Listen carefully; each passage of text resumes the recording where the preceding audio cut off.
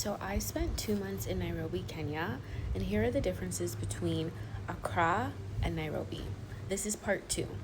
This is not to say one place is better than the other. These are just some of the differences that I observed. One thing I noticed was with Ubers, in Nairobi, they come within 1 minute. So if you're not ready for your Uber, do not call it because it will be there in 1 minute. Whereas in Accra, first of all, you will be waiting maybe 10 minutes for an Uber if you're lucky. Again, it depends on your area. I will say it depends on your area. But then you'll have the driver ask you where you're going before they'll ask you where you're going, number one. And then more likely than not, if they don't want to go to that area, they'll just say, I'm not coming, or they'll want you to cancel the ride. They won't even cancel the ride after they have accepted it, but they'll want you to cancel the ride.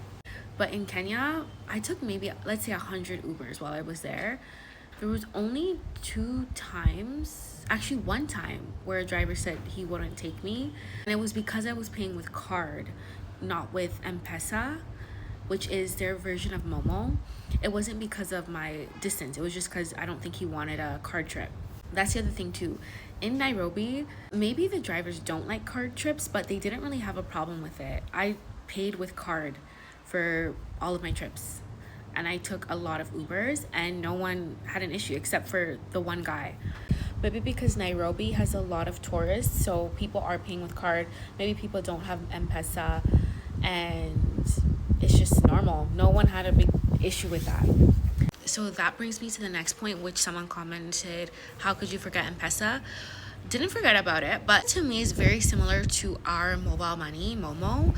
So it is their version. I think what I learned from being in Kenya was that M-Pesa was one of the first mobile money, if not the first mobile money, like ways to make payment in the world. So we have something called Momo. It's mobile money. It's the same thing. So I wouldn't say that's a huge difference. One thing I will know is that you can pay for anything with M-Pesa, even something as small as, what would be a small amount? Like 10 shillings, 20 shillings. Like, people are not carrying cash like that. Whereas I find that in Accra or in Ghana, cash is still king.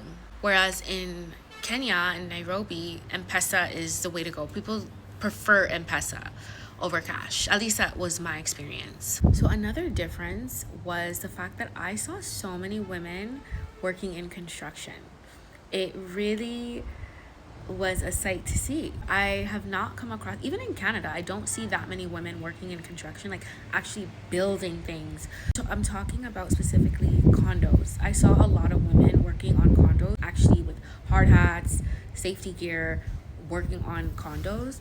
And that is not something I see in Ghana at all. I never see women working in construction. I don't see that in Canada either. So that was surprising to see women actually in the construction field working on buildings. And it wasn't like they were like the cleaners. They were the ones building with the cement. So that was different. Because going back to agriculture, one thing I did notice in Nairobi is that there were a lot more paved roads. Not every road is paved, but there's a significantly more, in my opinion, that when Accra, in the more affluent areas, the roads are paved. You're not going to see potholes. You're not going to see like a rough road. They're paved. Whereas in Nairobi, it wasn't just the more affluent areas. It was a lot of places where the roads were paved. I did go on the outskirts of Nairobi, and it wasn't as paved there. Like, the main roads are going to be paved, like the roads that are getting high traffic. Whereas here in Accra, it's really unpredictable because a main road that people are using all the time might not be paved. Whereas there, it's more likely if it's a heavily used road, it's paved.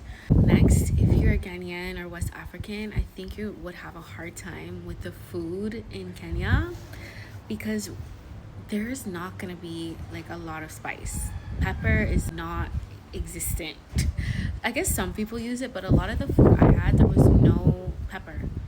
We're used to having a lot of pepper to a point where like your mouth is burning, your eyes are watering. It's normal for us and we like it, and there's a lot of different flavors. Whereas like there is a flavor. It's just not what we're used to at all. those are some more of my observations. Again, not to say one is better than the other. These are just some things I've noticed.